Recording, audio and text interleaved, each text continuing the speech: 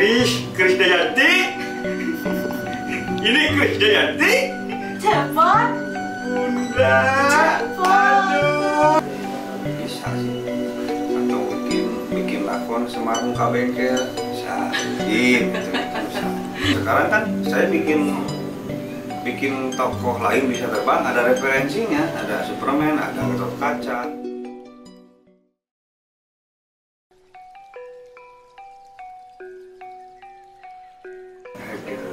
Aduh, lu keris ya?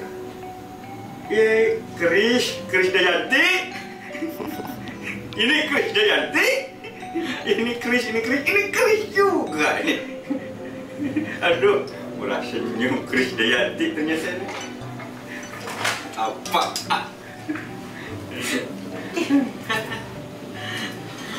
Cepot ya. Oh iya. Kumaha kabarna? Iya, tetap berem. Eksotis. Eksotis dong. Kan kalau deket wanita itu suka memerah. Oh gitu ya? Iya. Apal teh ka urang? Bunda. Cepot. Bunda. Cepot. Aduh, damang. Bunda Ratu. Pangestu. Cepot damang. Ya hibar semulina ya. Meni alhamdulillah kersa rupakeun ka Bandung ya Bunda. Alhamdulillah. Enak naik. Kangen ka Cepot? Aduh, sama pantesan begitu Bunda nelpon teh wah. Nabeh nih ternyata mau ke sini bukan nabeh. Pot.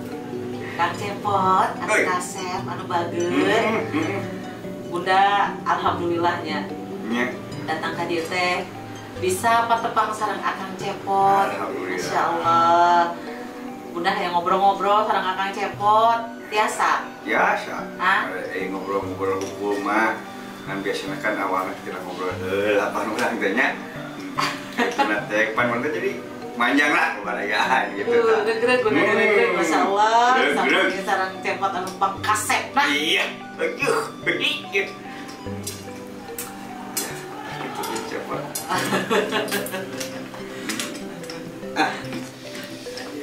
kayaknya jadi hirup teh dihirupkeun kurang berangkat alam dunia bisa hirup teh dihirupkeun bayangin gitu hirup teh dihirupkeun kurang ngahirupkeun ya sebelah. Bismillahirrahmanirrahim. Assalamualaikum warahmatullahi wabarakatuh. Salam budaya, salam jati diri bangsa. Masya Allah, luar biasa sekali ya. Hari ini Bunda tuh ada di Bandung, tidak disangka-sangka Bunda bisa kembali lagi bertemu dengan sosok yang sangat luar biasa.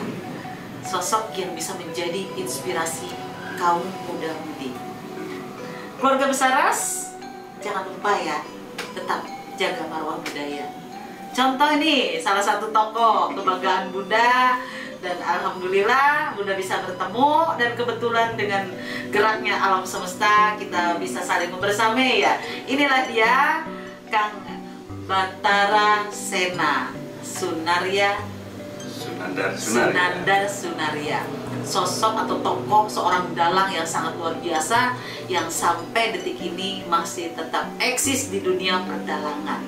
Luar biasa sekali, dan itu bisa menjadi contoh buat kita semua bahwasanya dengan kita mencintai budaya, maka budaya akan mencintai kita. Dengan kita menjaga, melestarikan peninggalan dari leluhur kita, maka leluhur pun akan selalu bersamai dan menjaga kita. Oke Kang, gimana kabarnya Kang? Sehat, alhamdulillah Bunda. Alhamdulillah. Sehat. Alhamdulillah juga, benar ada gegemengan ya, bikin tema. Jadi rada speechless ya, nggak tahu rek ngomong naon ya. Aduh, terima kasih ya Kang ya, hatur nuhun. Bunda tos katampi di dieu di sela-sela kegiatan Akang tuh bener-bener maraton. Mun abdi tos kesah sumping ke Bandung tebi-tebi. Kieu di dieu mah data aya naon di kampung Bunda? Kampungnya masih gak kieu nya, penting Pandeglang. Wah, Bunda mah di kota tuh. Anggreng. Masya Allah. Kang, izin. Ya. Bunda teh yang berbagi pengalaman sareng Akang. Mudah-mudahan itu bisa membuka mata hati pandangan dan pola pikir dari generasi-generasi muda kita untuk lebih mencintai budayanya. Seperti ada tokoh yang mengatakan budaya itu adalah jati diri kita, maka jikalau budaya rusak, budaya hilang, maka sudah dipastikan generasi kita maupun bangsa tidak memiliki jati diri. Gitu kan? Iya. Boleh ya ngobrol-ngobrol ya? Boleh, jadi membuka mata hati ya, jangan membuka mata najwa. Ya nanti marah ke bobotnya kalau membuka mata najwa. Ya, kurang lupa tadinya. Ya. Bunda membuka mata hati gitu. Jangan sampai membuka mata najwa. Aduh, jadi terfokus ya, bener ya kayak. Kang, Ya. akan di dunia perwayangan bukan sesuatu yang mudah. Tantos. Menjadi seorang sosok dalang yang sangat luar biasa itu bukan suatu hal yang mudah. Ya, Abi masih magang. ya. Jadi di hashtag, di medsos, di mana-mana pasti hashtagnya magang dalang. Jadi keren nih ya, Akang itu selalu merendah untuk menaikkan mutu. Sama cowet. Kalau mutu kan jangan cowet biasa. Bener. Ya. Inilah, jadi yang mau ngobrol jeung dalang, itu serius. Tapi di dalam ketidakseriusan itu mengandung makna yang sangat luar biasa. Ucok lama mengandung banyak siloka yang harus kita pahami. Ya Kang ya? Kang, Harus. di dalam dunia karir perwayangan ini, kan bukan suatu hal yang mudah ya. Harus. Yang memotivasi Akang untuk belajar dunia perdalangan dari sosok ayahanda yang sangat luar biasa, yaitu Abah Asep Sunandar Sunaria ya. Itu apa sih yang memotivasinya bahwasanya saya juga harus mengikuti jejak orang tua saya? Lebih kepada sadar diri lah, kesadaran diri. Jadi sebelum saya lahir ke dunia ini, saya sudah dikasih makan sama wayang. Ketika lahir, saya dikasih makan sama wayang, dibesarkan sama wayang, disekolahkan sama wayang, sampai ditikahkan sama wayang. Sampai sekarang saya ngasih makan sama anak-anak juga dari wayang. Nah dari situ mungkin saya harus memberikan apa kepada wayang. Wayang sudah memberikan segalanya. Ya mau tidak mau mungkin saya harus mendalami dunia pewayangan. Dan kalau saya disebut dalang itu masih jauh kemana. Saya merasa dalang ini dalam ilmunya itu sangat hebat. Karena ketika kita belajar mendalam, maka belajar memahami kehidupan. Dalam satu malam kita harus bisa menjadi raja.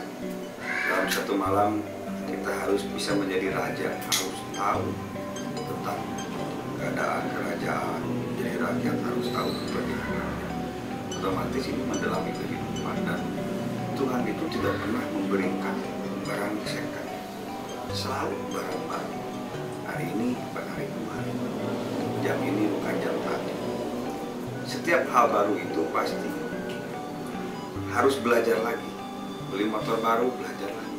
Bagaimana, di mana bensinnya, cara mengendarainya. Istri baru, nggak tahu tuh belajar lagi atau nggak sih, karena nggak ada ya. Tapi yang jelas, apapun hal baru itu pasti belajar apa lagi tentang kehidupan yang setiap harinya Tuhan tidak pernah memberikan barang second. Nah maka untuk menyematkan saya sebagai dalang, saya agak was-was karena dalang itu memang ilmu, menurut saya ilmu yang sangat luar biasa. Dan dalang ini gelar para wali dulu disebut dalang, sedangkan keilmuan saya jauh tanah langit dengan para wali. Jangankan para wali, dengan dalang-dalang senior pun masih jauh. Maka saya menyematkan diri sebagai dalang magang, yang artinya dalang belajar. Sampai kapan? Sampai menutup usia saya akan tetap belajar menjadi dalang. Karena dalang ini berarti kata apa yang kita lihat, apa yang kita dengar, apa yang kita rasa, dan apa yang kita rapat, kalau tidak jadi ilmu, mata rugi. Otomatis untuk menjadi dalang sangat harus bisa mendalami ilmu apapun apalagi pagelaran seni wayang ini pagelaran yang multi seni. Dalam satu bentuk pagelaran ada beberapa jenis seni, ada seni musik, ada seni teater, ada seni tata busana dalam pakai baju. Tapi nggak tahu wayang ada nggak yang nggak pakai baju? Ya, dalam pasti pakai baju tata busana. Ada seni lukis dalam diwarnai, wayang diwarnai. Ada seni lagunya dalam kakawin bernyanyi. Ada, ya ditambah sekarang saya mendalang pakai keris, jadi ada seni pusaka. Begitu ditambahilah, saya menambahi. Sebetulnya bukan hal yang aneh untuk dalam memakai keris. Di Jawa sana sudah ilaharnya dalam menggunakan keris, tapi untuk di Jawa Barat sangat langka sekali menggunakan keris. Tapi yang jelas kalau mendalang itu menggunakan DP. Ya, tanpa DP tidak akan mendalang. Jadi DP dulu baru mendalang. Bisa baik gitu. Ya. Nah, itulah kalau kita ngobrol dengan dalang ya, yang tadi saya seperti sempat saya ungkapkan di awal ya. Ya beginilah gitu. Orang nganggapnya itu tidak serius, tapi di situ banyak mengandung makna dan keilmuan. Ya intinya kita tidak pernah, jangan pernah berkata kita tidak mampu kalau kita tidak pernah mau mencoba. Dan jangan pernah kita berkata ini sulit kalau kita tidak pernah mau belajar. Dalam dunia kedalangan itu adalah paket komplit. Dari sisi budayanya, semua budaya ada. Apalagi dalam sisi seninya. Seninya itu benar-benar itu ya, saya tadi bilang paket komplit. Dari seni lukisnya, seni tarinya, seni suaranya, ya, seni apalagi? Seni apa aja ada di. Ada. Ya. Dan seni kehidupan pun Tidak ada di dalam situ. pertunjukan wayang mungkin seni kasbon. Seni kasbon. Iya, kasbon itu penyembuhan kasbon. Jadi Ya kalau misalkan akan mau ngedalang gitu ya. di kasbon heula, biasanya itu juga termasuk dalam seni. Ada teman saya namanya Haji Dodi, saya suka kasbon dulu kalau DP-nya kurang gitu. Bisa nggak nyebutin merek? Disingatin ya. Luar biasa ya, Insya Allah. Ya seni hampir semua seni ada. Ya kita bertanya saja seni apa yang tidak ada ya dalam pertunjukan wayang. Hampir semua ada seperti itu. Jadi makanya banyak yang harus dipelajari. Nah, makanya saya tidak mau menyamarkan diri saya sebagai dalang karena selalu menemukan hal baru dan belajar lagi. Orang dalang karena apa? Bagi saya itu adalah tugas mulia. Karena dalang itu dulunya itu udah kerjaan para wali, ya kan? Karena apa? Tujuannya itu siar, menyampaikan amanah yang harus disampaikan. Itu hebatnya dalang. Dan saya juga kadang-kadang berpikir ya, ini dalang kok bisa aja lakonnya kayak ceritanya kayak cerita zaman dulu bisa dikombin ke dalam cerita zaman sekarang, sehingga ada suatu cerita yang mudah dicerna oleh anak-anak zaman sekarang. Pertanyaannya kan, itu susah nggak mendapatkan ide atau inspirasi ketika akan mendalang itu? Karena kan setiap pertunjukan itu kan pasti beda lakon, beda cerita ya. Misalkan akan dalam di satu hari itu dapat 5 job ya. Nah, pasti kan lakon dan ceritanya beda-beda. Terus itu bagaimana cara mengaturnya, bagaimana cara memanajemennya supaya tidak kapahili. Itu si lakon ceritanya gitu kan. Karena tidak mudah untuk menjadi seorang dalang. Kalau dalam pedalangan itu Tapi mudah untuk menjadi dalang kerusuhan ya. Ya itu mudah diterima. Lanjut Kak. Jadi untuk cerita itu ada 3, ada cerita galur, ada cerita sempalan, ada cerita carangan. Nah, galur itu cerita yang ada dalam naskahnya, misalkan Mahabharata dan Ramayana, misalkan itu sudah ada ceritanya dan tidak bisa dirubah. Nah, kalau sempalan ini menyelipkan sisipan. Seperti apa ya? Seperti Penambahan cerita itu. Antarja Jakatawang itu tidak ada dalam kisah Mahabharata yang di India ya, anggaplah India. Nah, di sini Hasanah kita itu ada Jakatawang itu kakaknya Gatotkaca, cuma terjadi. dia kata orang itu dia penguasa air. Kalau di film itu Aquaman. Jadi kalau saya menonton film-film Amerika ya, film-film khususnya superhero, otak saya itu selalu terbayang-bayang. Ketika nonton Superman, saya membayangkan terbangnya Gatot Kaca. Terus jadi Hulk yang membesar, Gatot Kaca bisa membesar. Terus pakaiannya pakaian besi kayak Iron Man. Oh, ternyata kita lebih dulu gitu kan. Tapi kenapa generasi muda tidak mengambil kesempatan itu untuk menjadi lebih luas, lebih hebat dari Iron Man dan Superman? Nah, mungkin yang lebih sulitnya ketika saya mengadopsi keadaan zaman, kadang ini bertolak belakang dengan pecinta wayang yang memang benar-benar senang dengan pakam, anggaplah pakam. Kalau saya pribadi, saya bebas-bebas saja mendalam, selama itu tidak terlalu keluar dengan aturan. Jadi saya usahakan dikondisikan atau disatukan dengan keadaan zaman. Karena orang tua dulu bilang indung ke waktu di bapak ke zaman. Artinya beradaptasi dengan apresiasi. Yang sulitnya itu adalah diterimanya oleh masyarakat. Jadi untuk kreatif dan inovatif menurut saya sangat mudah. Bikin wayang dari seeng aja itu kreatif menurut saya. Tapi ada nggak pasarnya yang bisa menerima? Jadi pasarnya yang menerimanya yang sulit. Kalau dulu kan orang nonton hiburan hanya televisi. Contoh Asep Show dulu, ada Asep Show di TPI. Orang dipaksa menonton itu karena tidak ada lagi hiburan. Nah sekarang lebih segmented. Orang yang senang dangdut belum tentu mengklik mencari wayang di YouTube. Jadi sekarang itu bisa disebut terbalik ya. Dulu masuk TV itu susah, tapi ketika masuk langsung dikenal orang. Sekarang kita untuk berkarya itu mudah. Ada medianya, bahkan bisa bikin medianya sendiri. Cuman untuk diterimanya yang sulit, karena segmen kita. Nah itu yang paling sulit menurut saya mungkin.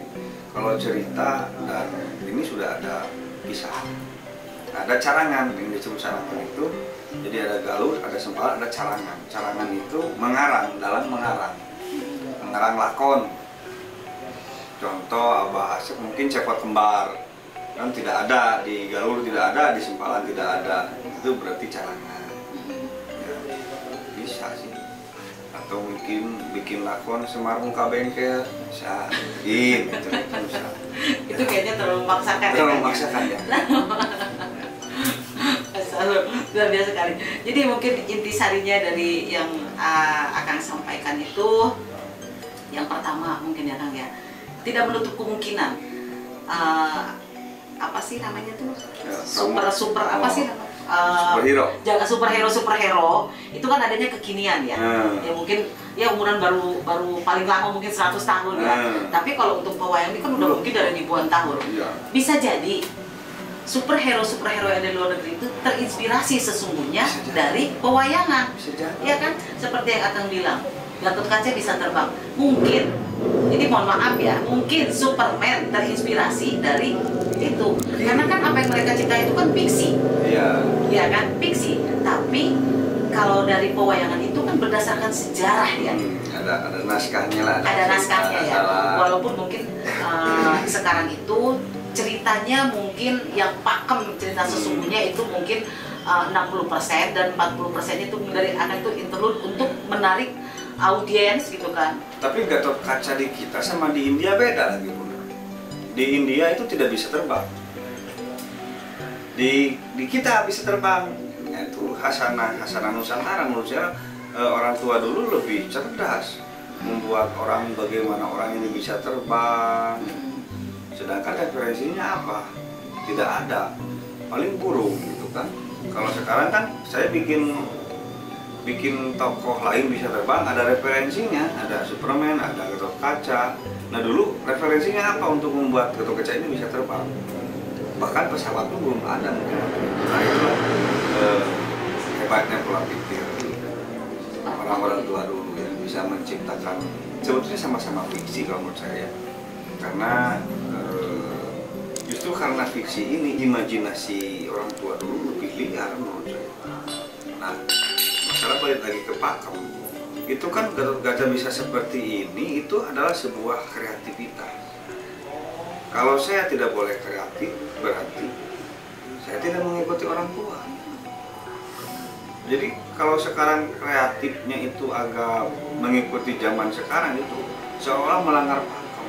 Menurut saya pakem itu silsilah ketika Cepot menjadi anak Bima, itu melanggar pakem. Kalau Cepot mau pakai helm, pakai apa, bawa HP, untuk mengikuti zaman menurut saya tidak melanggar.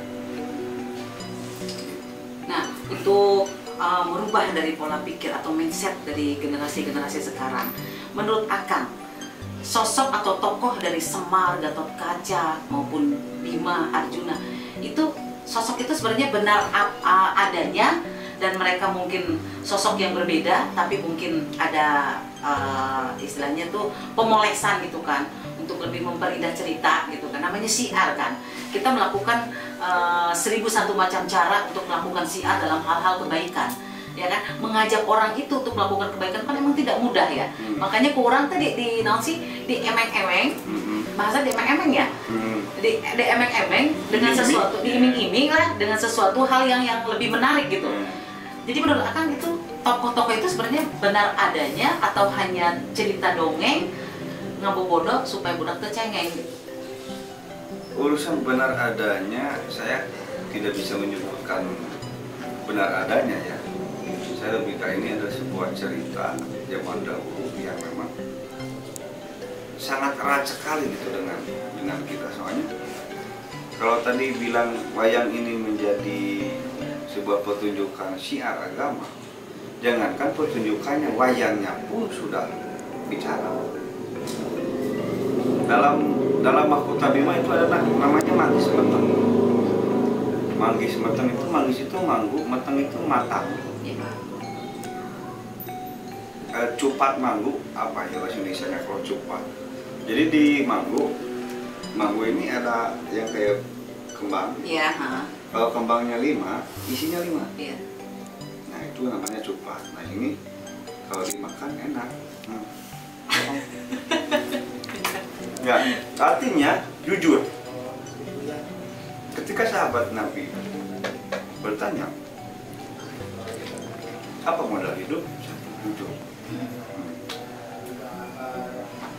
Menunggu ya.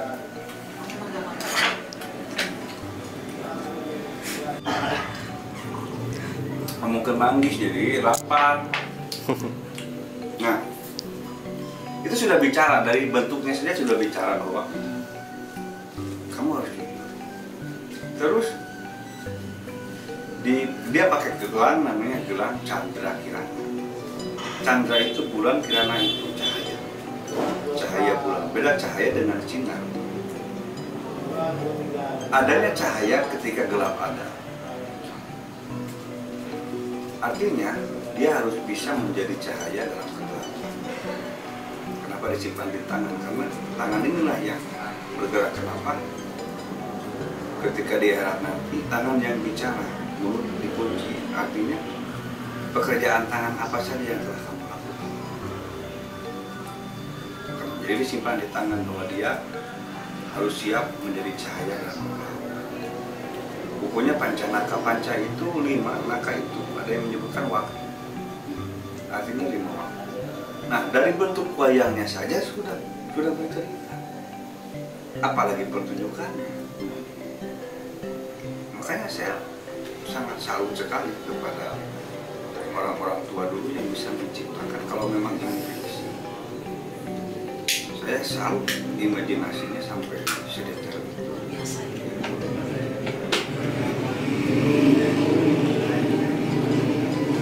Sangat-sangat luar biasa ya. Dari wayangnya sendiri itu sudah bercerita. Sudah bercerita. Ini Cepot kenapa giginya 1? Ada istilah tong loba huntu. Jadi tong loba nyerita tapi loba gawe. Loba omong ya. Nah, Ini kan sudah bercerita. Cukup bicara seperlunya, tapi berbuat semampunya. Mungkin itu ya cerita dari Ya. Dan dari pewayangan juga kan banyak wayang-wayang yang jadi bintangnya ya, Ya. seperti Cepot, seperti Gareng, seperti Semar. Itu tidak mengkarakterkan sosok yang ganteng ya. Tidak. Ya, tidak mencerminkan sosok yang ganteng rupawan seperti apa. Seperti Tapi saya. mereka selalu menjadi tokoh pemeriah gitu. Ya, mungkin silokannya apa? Dengan kita jangan pernah menilai seseorang itu hanya dari casing.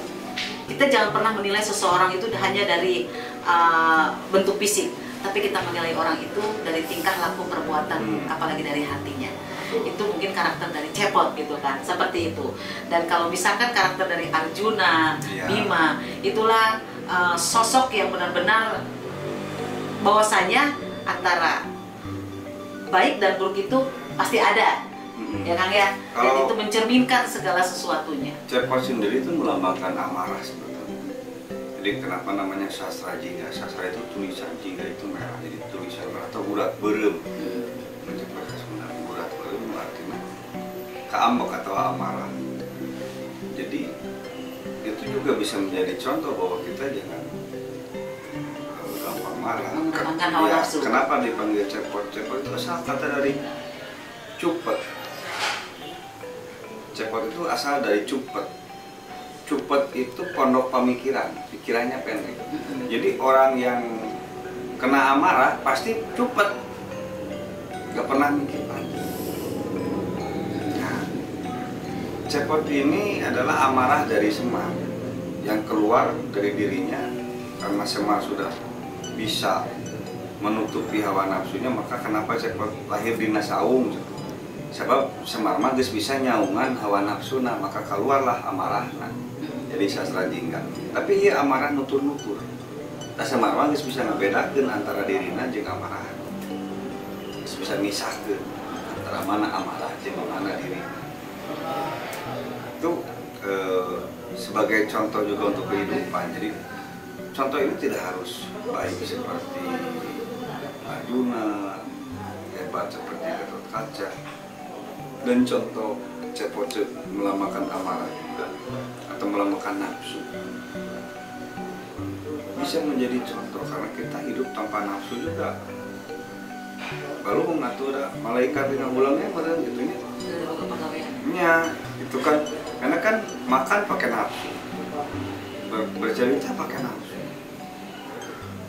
Jadi memang nafsu juga diperlukan. Nah inilah filosofi yang ada dalam pedalangan gitu. Tidak harus mengambil sisi baiknya, tapi sisi buruknya pun menjadi contoh bahwa kita tidak boleh seperti Cepot yang gampang marah.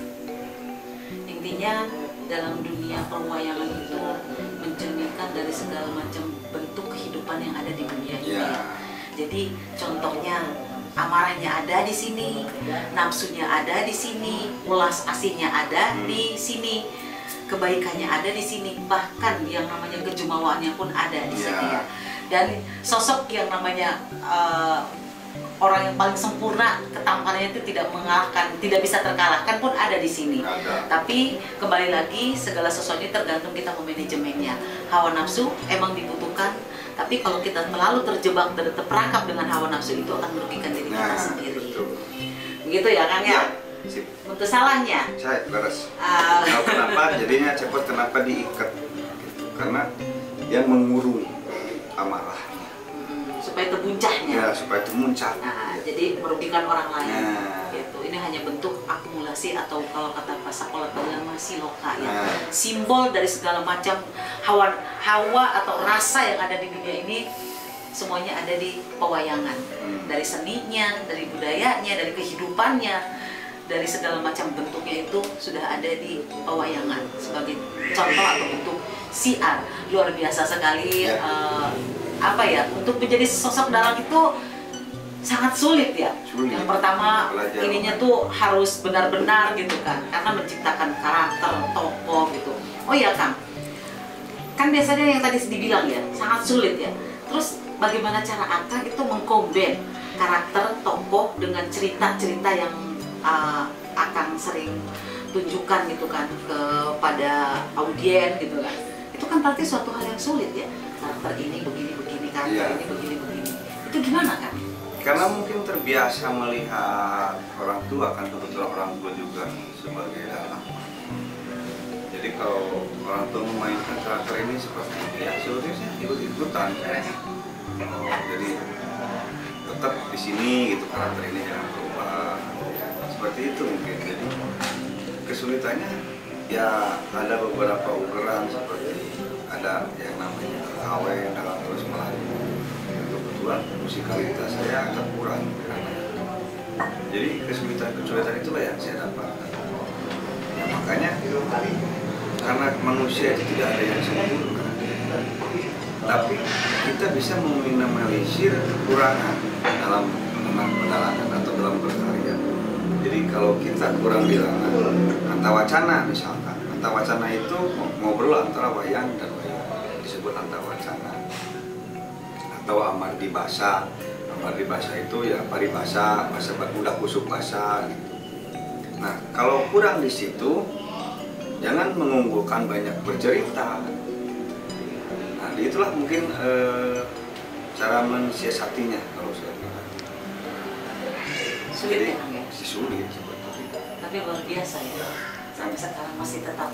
Yang sulit itu menahan rindu.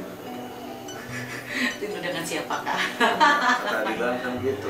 Oh gitu. Dan terbaiknya lumpat nama ngabanyol, tapi kembali lagi banyolnya itu penuh makna, penuh keilmuan. Luar biasa sekali ya, ya. Masya Allah.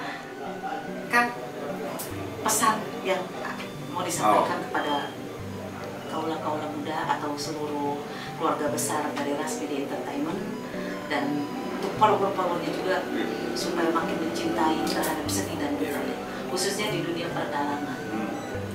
Untuk Ras Media, pemirsa semuanya, untuk melestarikan wayang itu tidak harus menjadi dalang, tidak harus menjadi sinden, tidak harus menjadi penabuh gamelan. Dengan menonton saja Anda adalah seorang pelestari. Apalagi menanggap wayang, Anda pelestari sejati. Karena saya pribadi sebagai dalang, datangnya ke panggung itu dibayar. Kalau nggak dibayar nggak datang. Tapi yang nonton celik putih, celak heran, jauh di juk-juk angga bintang, cek balik bersama. Kunaon ku cinta, jadi pelestari sejati itu penonton. Jeung nunanggap wayang teh sanes biaya murah puluhan juta, tapi rela ngorbankan sebagian hartana demi pelestarian. Jadilah saya sarankan untuk Anda sebagai pelestari, jadilah pelestari sejati. Luar biasa. Sampai pohon Kang. Ini udah datang ke sini. Akan kan dalang nih. Dalang. Ini pas masuk ini banyak koleksi-koleksi pusaka, ada keris segala macam. Ini hubungannya apa dengan dunia perdalangan? Oh, keris ini kalau saya pikir sebuah identitas. Jadi ada keris yang khusus dalang namanya Pandawa Cinarita. Artinya mungkin itu menceritakan tentang kisah Pandawa, mungkin ya maksudnya seperti itu. Kalau menceritakan Pandawa, angka 5, 4 itu menceritakan tentang keilmuannya. Angka 4, 5 itu sahabat Nabi ada 4, pancernya 1, panjang Nabi. Punakawan ada 4, pancernya dalang. Jadi kalau 4, 5 Pancasila ada 5. Nah, Pandawa Cinarita ini menceritakan tentang bab keilmuan dengan ranah kehidupan pada dasarnya itu. Nah, dari awalnya 1 jadi 2 jadi 3 jadinya banyak, belum nanti ada koleksi yang di Banten mau dititipin katanya di sini. Yang bagus, yang paling bagus dititipin buat dipakai mendalang cuma gitu. Makasih loh. Ayo dapat Yuma. Ya Kang, alhamdulillah. Budaya katitipan dia. Cina kanggo disimpan di museum. Ini keris kebantenan. Dan ini keris kebantenan ya. Ininya Buto Bajang. luar biasa. Hatur nuhun ya Kang ya. Dengan disaksikan ribuan pasang mata keluarga besar Ras, Bunda dikasih ini loh. Iya. Terima kasih. Saya dikasih Pajero, alhamdulillah.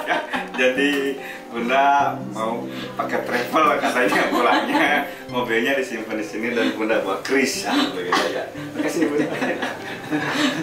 Asal luar biasa sekali obrolan kali ini kita ngalor ngidul gitu. Mungkin kalau orang Bunda, ini udah ditawar sama Rubicon, cuman nggak jadi. Karena yang punya Rubiconnya nggak mau. kan? Intinya gini, segala sesuatu tidak bisa dipandang hanya sebelah mata. Segala sesuatu kita tidak bisa hanya melihat dari packaging atau dari luarnya saja. Orang mengatakan, ah ini mah wayang benda mati. Jangan salah, dia bisa memberikan kehidupan jika kita mau menghidupkannya. Itulah yang namanya kita mau berbuat, bergerak. Karena pada dasarnya di dunia tidak ada orang baik. Yang ada hanya orang yang melakukan kebaikan, berbuat kebaikan, menyebar kebaikan. Tetaplah berbuat baik, karena apa yang kita tanam itu yang akan kita tuai. Seperti itu ya Kang ya. Terima kasih, Akang juga terima kasih. Sami-sami. Salam bahagia, bahagia kita yang ciptakan. Jangan pernah berharap kebahagiaan dari orang lain, tapi sebarlah kebahagiaan untuk orang-orang sekitar kita. Maka kebahagiaan itu pun akan sampai kepada kita. Wassalamualaikum warahmatullahi wabarakatuh. Saya Ratu Anita Sangadia bersama Batara Sena, Sungai. Salam Budaya, salam jati diri bangsa. Luar biasa. cepot.